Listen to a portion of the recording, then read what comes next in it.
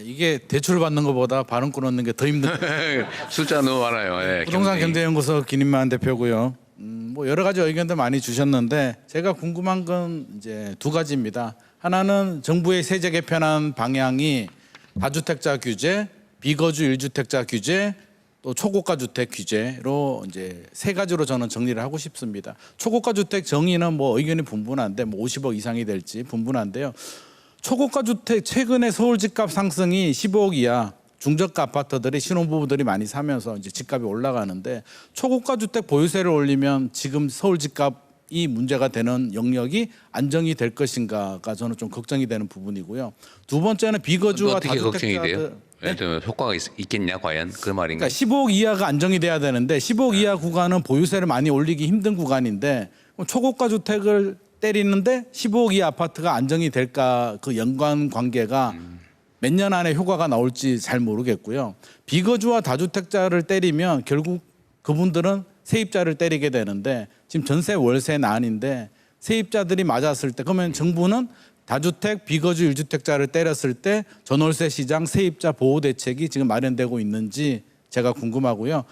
결국에는 이제 보유세를 올리게 되는데 보유세를 내는 초고가 주택이든 고가 주택 대상자도 저는 두 부류가 있다고 생각합니다. 최근에 사신 분들, 50억 아파트를 사신 분들은 능력이 대단한 분들이라고 생각을 합니다. 솔직히 좀 부럽습니다. 능력이 많은 분들인데 그런 분들은 보유세를 충분히 낼 수 있다고 저는 생각을 합니다. 근데 20년 전에 5억에 사서 재건축이 돼서 뭐 40억, 50억이 되신 분들은 사실 현금 보유 능력이 굉장히 약합니다. 그분들한테 보유세 부담을 많이 올렸을 때 그분들이 할 수 있는 방법은 못 버티니까 집을 팔아야 되는데 20년 동안 삶의 터전이 보유세 때문에 밀려나가는 게 옳은 것인가에 대한 의문이 있고요. 그렇다면 저는 제가 드리고 싶은 대안은 그분들한테 미국 같은 경우 일부 주는 취득가 기준으로 합니다. 5억에 사신 분은 5억에 대한 세금을 높게 내는 거고 최근에 사신 분은 50억에 대한 세금을 높게 냅니다. 보유 능력이 다르기 때문입니다. 그럼 탈출하고 싶은 분들은 양도세를 좀 내려줘야 되는데 양도세를 내리면 사실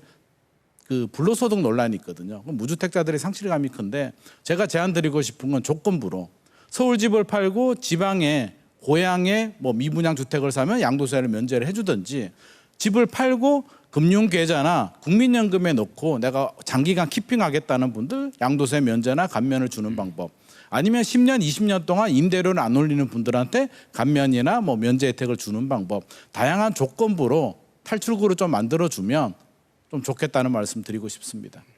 보유세도 뭐 이연하는 방법도 있잖아요.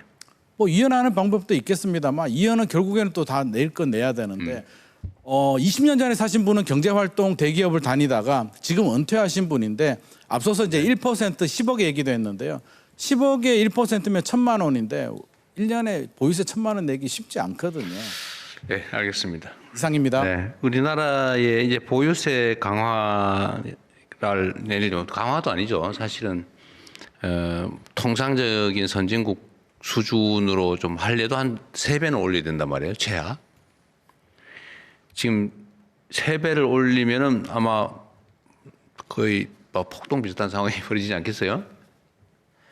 그러니까 사실은 과거에 했어야 될 일이죠. 과거에 보유세를 정상화했더라면 이렇게까지 오르지 않았을 겁니다.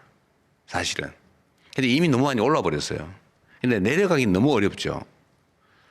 그러다 보니까 결국은 타협을 하게 되는데 지금이라도 저는 앞으로에 대한 대비는 해야 되지 않을까 하는 생각을 해요. 왜냐하면 이거 언젠간 터집니다.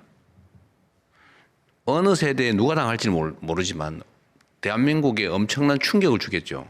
사실 예약되고 있잖아요. 계속 커지고 있잖아요. 압력이. 그리고 점점점 그 시점에 가까이 가고 있어요.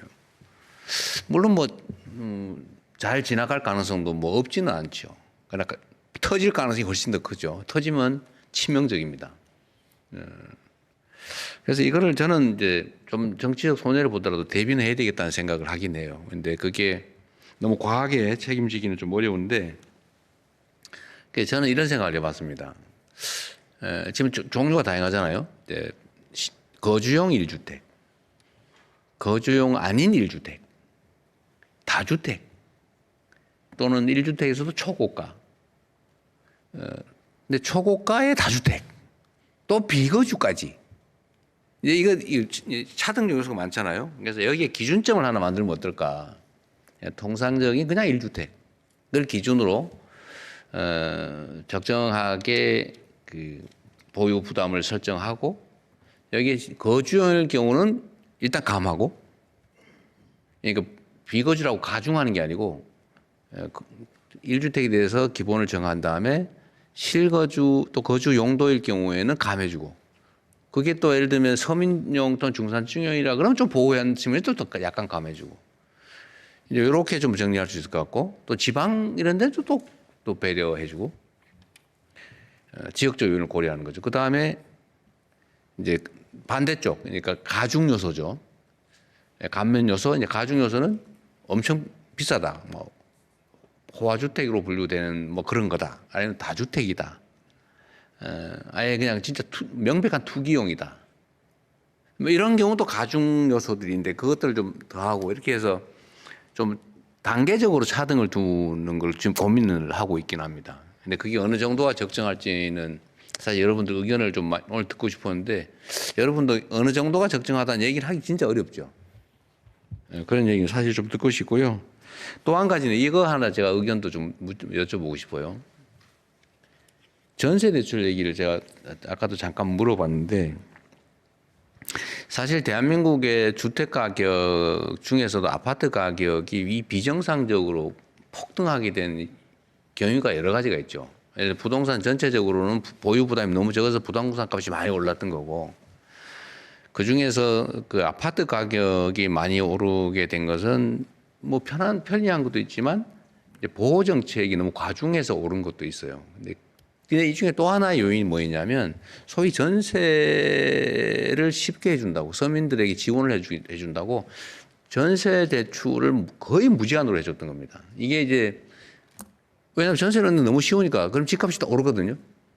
집값 오르는 주요 원인이 되는 데다가 급기야는 집값 100%의 전세를 얻는 경우도 100% 보증을 해주거나 대출을 하니까 사기가 생겨난 거예요.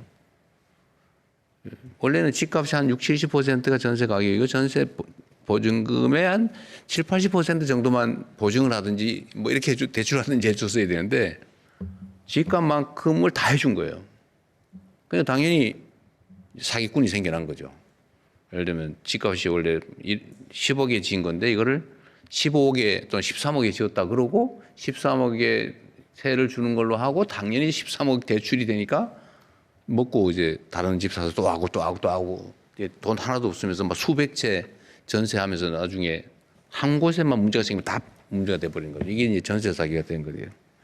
그래서 이 전세 대출이 서민들의 주거 안정을 위한 지원 정책이라는 측면이 있는 동시에 집값 폭등의 주원인이 됐는데 이걸 이제 조정을 할 때가 된 것 같아요. 물론 이미 하고 있죠.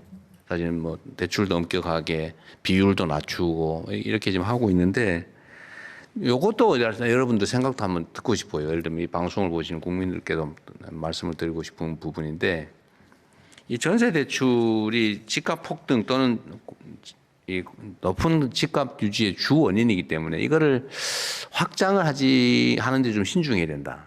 더 추가하는 또는 이미 있는 것도 조금 엄격하게 제한해 나가야 된다라는 이 양 입장이 있어요. 그런데 그거에 대한 의견은 좀 어떻습니까? 근데 물론 이건 있죠. 사실 정답은 있어요. 집값이 폭등되지 않도록 전세 대출은 좀 대출 규제를 강화해야 된다. 다만 꼭 필요한 뭐 청년 신혼부부 생애 최초 전세 대출자 뭐 여기에 대해서는 구체적 타당성이 있게 거기는 지원해 줘야 된다.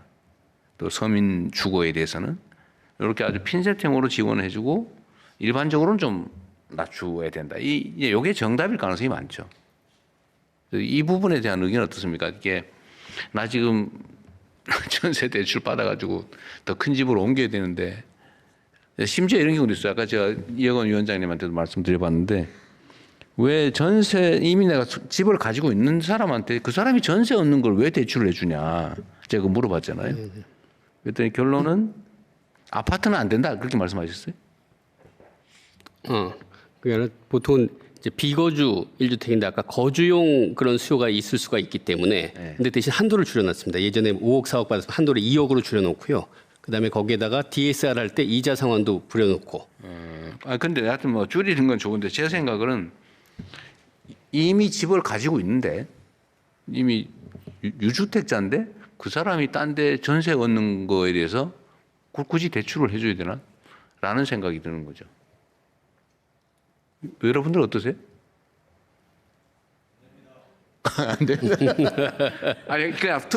그냥 즉흥적으로 이거 한번 해볼게요. 이제 판단이 안 서서 그러는데 그냥 이 더 어려운 주제인데 뭐 의견이 없으면 안 해도 되고 그 해주면 안 된다. 손 한번 들어보세요.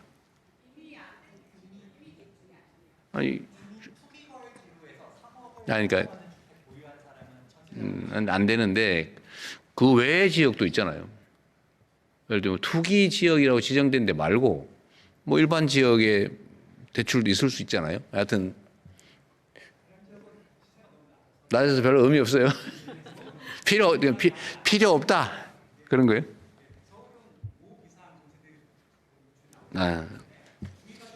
이미 추가의 규제가 필요 없을 정도다. 그래요. 의견은 다를 수 있을 것 같은데. 네, 알겠습니다. 그 부분에 대한 의견도 한번 물어봤고요.